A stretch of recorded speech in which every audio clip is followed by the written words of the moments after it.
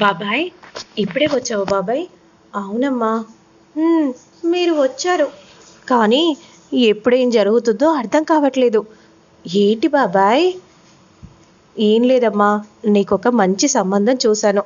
అందుకే వాళ్ళు నిన్ను చూసుకోవడానికి వస్తానని అంటున్నారమ్మా. ఏంటి బాబాయ్, నాకు ఇప్పుడే పెళ్ళెందుకు? ఆల్రెడీ చూసేయక ముందే ఇలా వచ్చి మీరు మాట్లాడటం బాగుంది బాబాయ్ అని గౌరీ చెల్లెలు కూడా అనగానే, ఏంటి మీరు అంటుంది? అవును బాబాయ్, అక్కకు పెళ్లి చేయాలని అనుకుంటున్నారు కదా, తొందరగా చేస్తే సరిపోతుంది. లేదంటే ఆ లేదంటే ఏంటే, మీరు ఆపుతారా మీ నస అని కోపంగా గౌరీ అంటుంది. బాబాయ్, నేను ఇప్పుడే పెళ్లి చేసుకోను. చెల్లెళ్ళ పెళ్ళిళ్ళు అయిన తర్వాతే నేను పెళ్లి చేసుకుంటాను బాబాయ్. ఎందుకంటే అయినా ఎందుకక్క, నువ్వు మా గురించి ఏం ఆలోచించకక్క, నువ్వు పెళ్లి చేసుకో అక్క. లేదంటే లేదంటే ఆ రోజు జరిగినట్టు మళ్ళీ జరుగుతుందేమో. ఏంటి, మీరు ఆపుతారా? అసలు ఎందుకు ఇలా మాట్లాడుతున్నారు? సరే కానీ అమ్మా, మీరు దగ్గరుండి డెకరేషన్స్ అన్నీ బాగా చేశారు కదా, ఆ ప్రోగ్రాం అసలు ఎలా జరిగింది? బాబాయ్, చాలా బాగా జరిగింది. కానీ హా, ఏమైందమ్మా? ఒక్కసారిగా కరెంట్ ఆఫ్ అయిపోయింది బాబాయ్. అప్పుడు ఆంతర్తో శంకర్ గారు లైట్స్ని ఆన్ చేశారు. అందరూ కూడా క్యాండిల్ లైట్ లాగా ఫీల్ అయిపోయారు. చాలా సంతోషం వేసింది. అంతలో శంకర్ వస్తాడు. ఏంటి గౌరీ గారు, ఇక్కడే ఉన్నారు? ఓ, ఈయన మా బాబాయ్. అవునా మావయ్య గారు, బాగున్నారా? అంతా కుశలమేనా? అంతా కుశలమే. మీ ప్రోగ్రాం గురించే నేను అడుగుతున్నాను. నా ప్రోగ్రాం ఏముంది? ఇక ఇదిగో, ఈ గౌరీ గారు ఉన్నన్ని రోజులు ఇలాగే ఉంటుంది.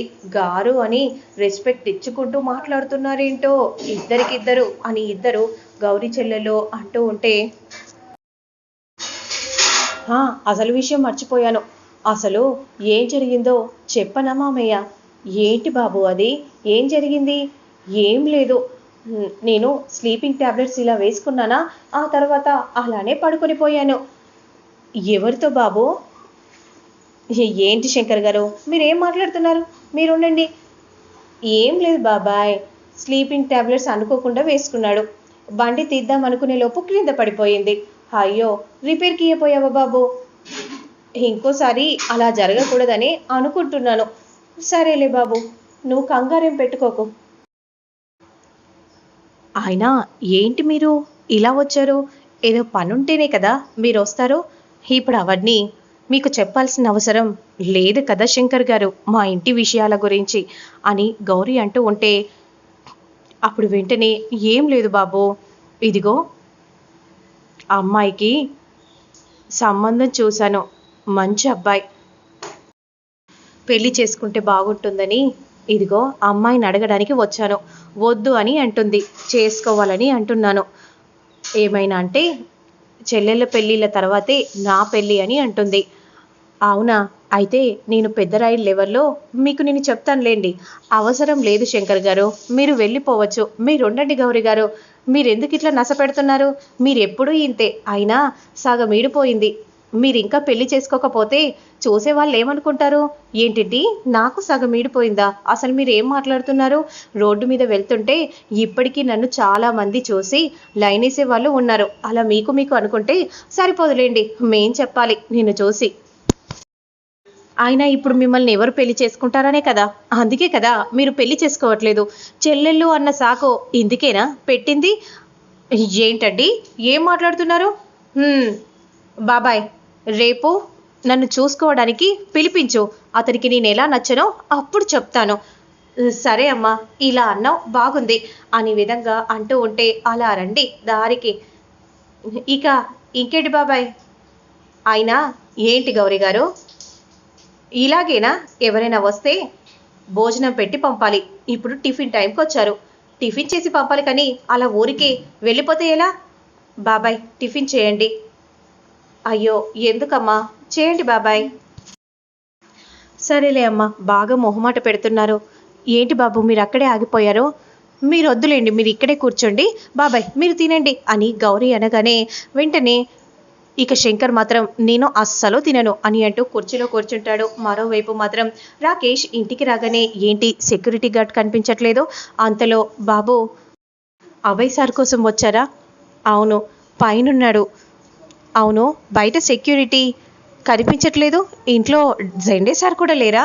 లేరు బాబు పని మీద బయటికి వెళ్ళారు. అయితే ఇదే సరైన సమయం అని విధంగా అంటూ వెంటనే రాకేష్ రూమ్లోకి వెళ్తూ ఉంటాడు. అక్కి స్నానం చేస్తూ ఉంటుంది. అప్పుడు వెంటనే తన బట్టలను చూస్తూ గట్టిగా హక్ చేసుకుంటూ ఉంటాడు.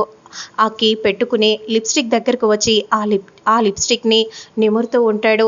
అలా అక్కిని గుర్తు చేసుకుంటూ ఉంటాడు. అంతలోనే అక్కడే ఉన్న అక్కి ఫోటోను చూస్తాడు.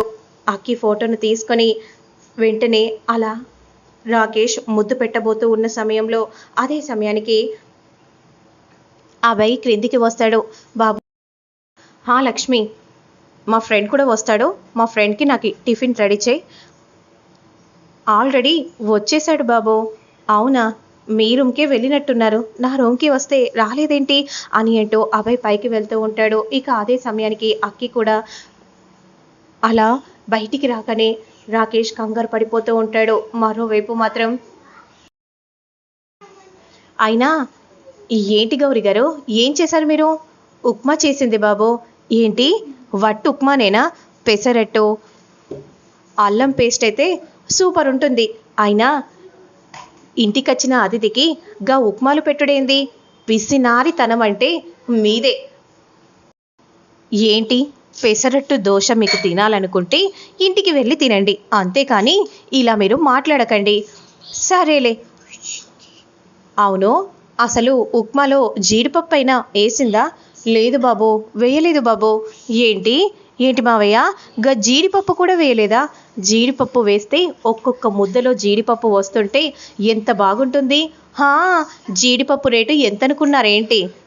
ఎంతో తెలీదు కానీ తినడం మాత్రం ముఖ్యం. అవునా తినడం ముఖ్యమా? మరి కాదా? అలా పెడితే ఎలా తినబుద్దవుతుంది? సరేలే బాబు నువ్వు అలా అక్కడ కూర్చొని తినకుండా ఉంటే నాకు తినాలని అనిపించట్లేదు.